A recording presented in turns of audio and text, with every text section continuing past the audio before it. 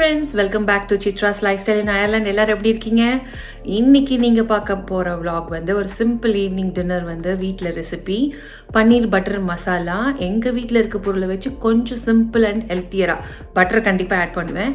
அதை தவிர ரொம்ப கேஷ்நட்லாம் போடாமல் ஓரளவுக்கு ஹெல்த்தியராக பண்ணுற போகிற ரெசிபி தான் நீங்கள் பார்க்க போகிறீங்க. உள்ளே போய் பார்க்கலாமா?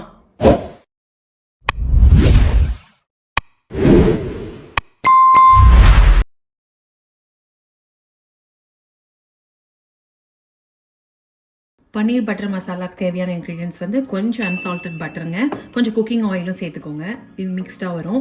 அதுக்கப்புறம் பன்னீர், இது வந்து 200 கிராம்ஸ் 2 பேக்கெட் எடுத்திருக்கேன், 400 கிராம்ஸ். இது வந்து நான் ஒரு 6லேருந்து 7 பேர் சாப்பிட்ற அளவுக்கு நான் வச்சுருக்கேன். அடுத்து பார்த்தீங்கன்னா பெரிய சைஸ் ஆனியன் வந்து 3 அதாவது பெருசாக இருந்தால், மீடியமாக இருந்தால் 4 எடுத்துக்கோங்க. அதே மாதிரி தக்காளி வந்து பார்த்திங்கன்னா 8 சின்ன நம்பர்ஸ் வேணும். நான் வந்து ஒரு ப்ளம் டொமேட்டோஸ் இந்த மாதிரி வச்சுருக்கேன், இது எனக்கு சரியாக வரும். நீங்கள் அந்த மாதிரி தக்காளி தனியாக எடுத்து போட்டுக்கோங்க. ஒரு 5லேருந்து ஒரு பெரிய சைஸாக இருந்தால் 5, சின்னதாக இருந்தால் ஒரு 6-7 மேலே அப்படி எடுத்துக்கோங்க. அதுக்கப்புறம் பார்த்திங்கன்னா காஷ்மீரி சில்லி பவுடர் பெரிய டீஸ்பூனில் 1. அப்புறம் வந்து சர்க்கரை, நாட்டு சர்க்கரையாக இருந்தால் நல்லது தான், அது நாட்டு சர்க்கரை ப்ரௌன் சுகர் ஒரு சின்ன ஒரு 3/4 ஸ்பூன் அளவுக்கு எடுத்துக்கோங்க. அதுக்கப்புறம் 4 பல்லு பூண்டு, ஒரு 2 துண்டு இஞ்சி இந்த அளவுக்கு. அதுக்கப்புறம் சின்னதாக பே லீவ்ஸு, கொஞ்சோண்டு ஒரு 1/2 பட்டை, அவ்வளோதாங்க. இப்போ வந்து பட்டர் வந்து ஒரு பெரிய 2 ஸ்பூன் அளவுக்கு, டீஸ்பூன் அளவுக்கு நான் போட்டிருக்கேன். ஓகேங்களா?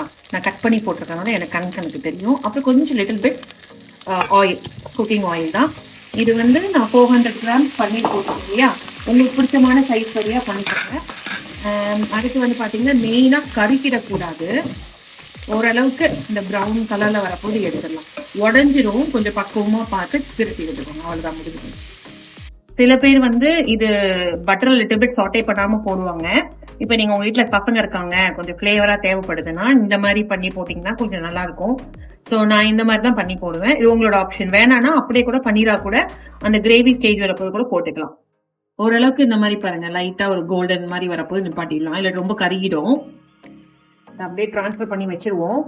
இதை நீங்க ஃபில்டர் இது பண்ணோன்னு டிஷ்யூ பேப்பர்லாம் போட்டு பண்ண வேணாம், ஏன்னா போட போது இந்த பட்டரோட போட போது அதனால டேஸ்டா தான் இருக்க போகுது. அதனால நீங்க சும்மா இப்படியே எடுத்து ட்ரான்ஸ்ஃபர் பண்ணி வச்சிருங்க. சூப்பரா இருக்கு பாருங்க, ஓரளவுக்கு லைட்டா பண்ணா போதும்.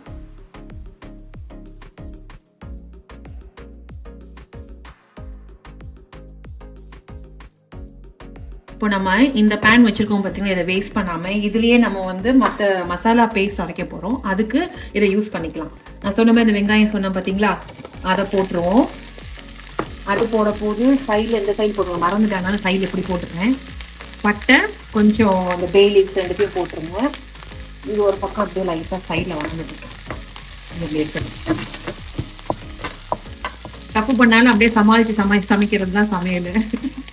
ஒரு அன்னையும் போட்டேன், அவ்வளோதான், முடிஞ்சிச்சு. இப்போ ஆனியனை வந்து நல்லா வதங்கணுங்க, பச்சை வாசம் போகணும். இஞ்சி சொன்னோம் பார்த்தீங்களா, 2 துண்டு, அது 3 பல்லு பூண்டு, இது எல்லாத்தையுமே இப்ப ஃபுல்லா சாட்டே பண்ணிடலாம். பச்சை வாசனை போற வரைக்கும் அப்படியே வணக்கிடலாம்.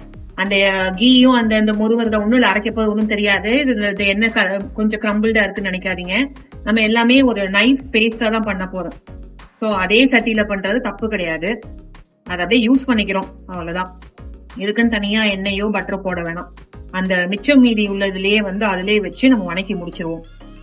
இப்ப நீங்க வந்து தக்காளி ப்ளம் டேஸ்ட் நான் வச்சிருக்கேன் பாத்தீங்கன்னா, அந்த பேஸ்ட் இது வந்து நீங்க இப்படி இல்லைன்னா முழு தக்காளி போட்டுருங்க, சரிங்களா? இது நல்லா வதங்கட்டும். நல்லா வதங்கி முடிய போது நம்ம இந்த தக்காளியை போட்டு அதையும் வணக்கிடுவோம். நீங்க முழு தக்காளி வச்சிருந்தாலும் அதை போட்டுருங்க. உப்பு போட்டாச்சு, சீக்கிரமா வதங்கும். அதுவும் இல்லாம பேஸ்ட்ல அந்த உப்பு போட்டு அப்படியே இது பண்ண போது டேஸ்ட் செம்மையா இருக்கும். இந்த பேஸ்ட் வந்து நல்லா நைஸா மைய போல போட்டு அரைச்சிக்கிறோங்க. இதுதான் அந்த கிரேவியோட பேஸ், இதுதான் ரொம்ப முக்கியம். இது வந்து நம்ம கஸ்தூரி மேத்தி ரெஸ்டாரண்ட் மாதிரி போட மாட்டோம், முந்திரி பருப்பு போடல, அதே மாதிரி ஃப்ரெஷ் கிரீம் கடைசியும் போடல. வீட்டில் இருக்கிறத வச்சு ஓரளவுக்கு நம்ம அவ்வளோ அழகா சிம்பிளா பன்னீர் பட்டர் மசாலா ரெசிபி தான் இது. பாருங்க, நல்லா வணங்கிடுச்சு, பச்சை வடை போயிடுச்சு, லைட்டா கண்ணாடி பதத்துக்கு வந்துருச்சு. இப்போ வந்து தக்காளி பேஸ்ட்டை நான் போடுறேன். சூப்பரா இருக்கு பாருங்க. சொன்ன மாதிரி 6ல இருந்து 7 நம்பர் தக்காளி கரெக்டா இருக்குங்க.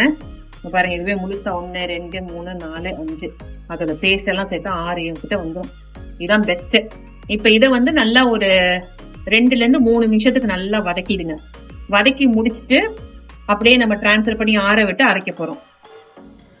இது அப்படியே டிரான்ஸ்ஃபர் பண்ணியாச்சு. ஏன்னா அந்த சட்டிலே இருந்தால் சூடு ஆறாத டக்குன்னு.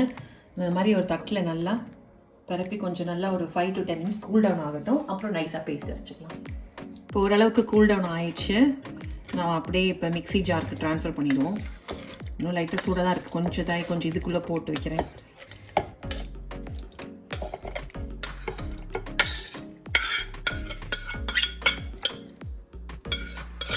கொஞ்சம் ஒரு 2-3 நிமிஷம் இதில் ஆறட்டும் ஜாரில். இப்போ அரைச்சிடலாம். Nice paste ஆக்கிடுவோம்.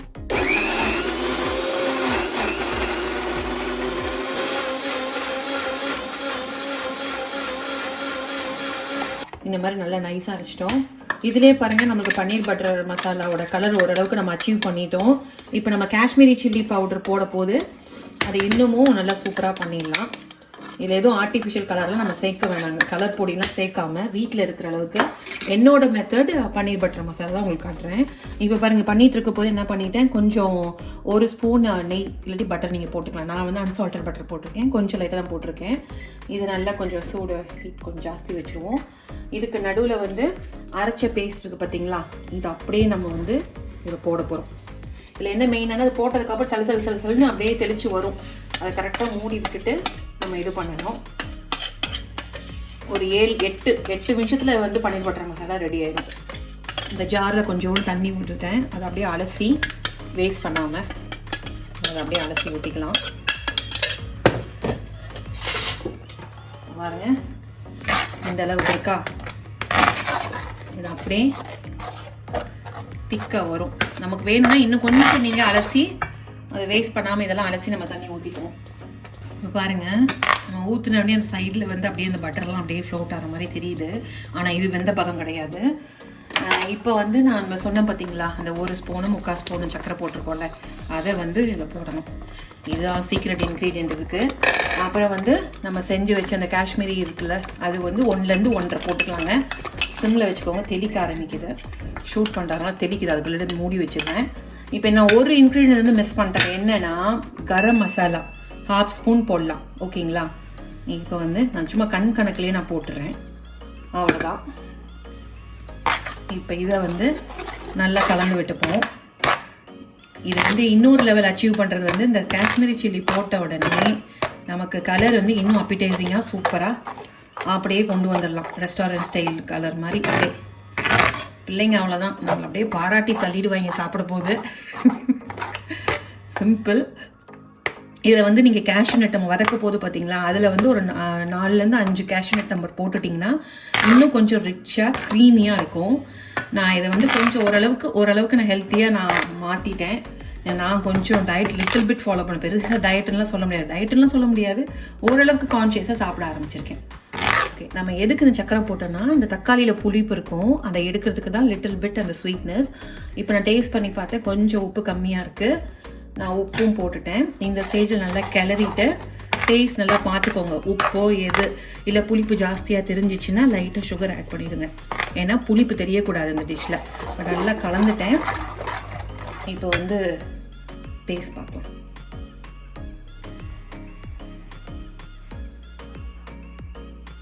புளிப்பு தெரியல, பர்ஃபெக்டாக இருக்குது. ஒரு 7 to 8 minutes வந்து கவர் பண்ணி அப்படியே குக் பண்ண விடுங்க. இதுக்கு நடுவில் வந்து நான் சப்பாத்தி டோ வந்து ஒரு 1/2 hour பிஃபோரே நான் மிக்ஸ் பண்ணி வச்சுட்டேன். இப்போ லைட்டாக திருப்பியும் இது பண்ணி விடுறேன். இங்கே பாருங்கள், இப்போ இந்த டைமில் வந்து சிம் லிட்டில் பிட் பண்ணிட்டீங்கன்னா ஓவராக கொந்தளிச்சிட்டு இருக்காது. ஓகே, இன்னும் ஒரு 3 minutes. நான் சொன்னேன் இல்லையா, 7 to 8 minutes தாங்க இதோட கெப்பாசிட்டி. இது குக்கிங் டைம். இது முடித்த உடனே நம்ம பன்னீரை போட்டு நல்லா ஒரு 1 minute போட்டு இறக்கிட வேண்டியதான்.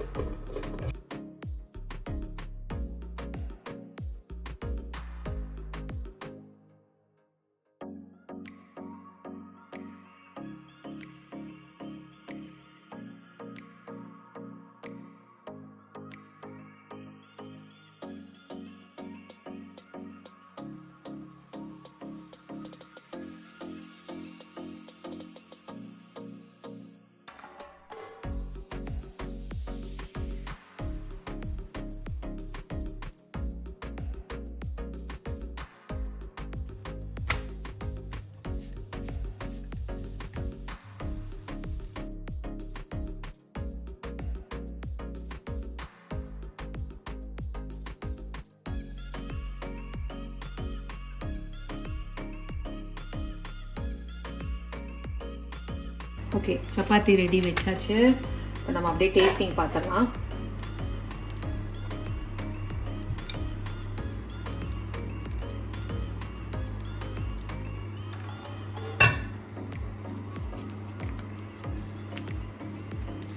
இதில் கொஞ்சம் ஹெல்த்தி ஆகிட்டோம். நம்ம சப்பாத்தியில் எண்ணெய் ரொம்ப ஜாஸ்தி போடாமல்.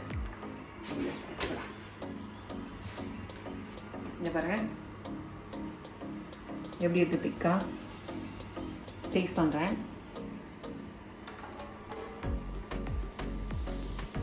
மவுத் மெல்ட்டிங், சூப்பராக இருக்குது. இது வந்து காரம் கொஞ்சம் சால்ட்டெல்லாம் பார்த்து நீங்கள் பார்த்துக்கோங்க, அதுதான் மெயினு. ஸ்வீட்டாக இருக்கணும் கொஞ்சம், அவ்வளோதான். நல்லா சூப்பராக இருந்திருக்கு. கஸ்தூரி மேத்தி இல்லாமல், கேஷ்யூநட் இல்லாமல், க்ரீம் இல்லாமல், இப்படியும் ஒரு சிம்பிள் வெர்ஷன் பண்ணிக்கலாம். சாப்பிட்டு பார்த்துட்டு எப்படி நல்லா இருந்துச்சு அப்படின்னு கமெண்ட்ஸில் சொல்லுங்கள். Until that, I'm signing off in next vlog. Bye bye.